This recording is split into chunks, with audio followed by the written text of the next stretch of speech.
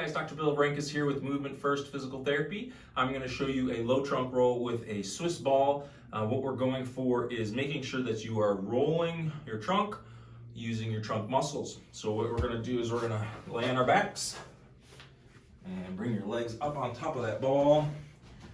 You want to have is relatively 90 degrees. This ball may be slightly big for me, but it's about just right.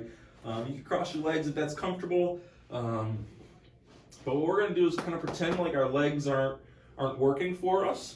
And we're going to just let them hang off until you feel a little bit of tension in your hip or like your back's going to roll up.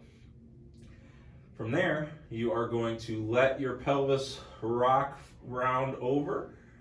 And then I want you to try and pull your pelvis and rotate your back to the ground. Again, pretending like our legs are not working. We kind of have dead leg, almost like you sat on the toilet too long and they're not working for you, or if you're paralyzed from the hips down. So what we're going to do is we're going to do both sides. We're letting those legs dangle over, and then we're rolling over, and then we're going to pull our back down. You want to make sure, again, those legs should be nice and flaccid, not being used. You don't want to tense in your hip flexors. You don't want to pull with the outer hip. We're letting those legs dangle, letting it roll our torso, and we're going to pull back.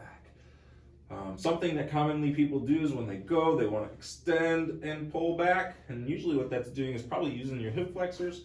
So what I would recommend is letting those legs dangle, giving yourself a slight tilt so that you're rounding your back. So slight, almost, I'm tilting, pulling my belly button towards my sternum or my chest, and then I'm rolling back.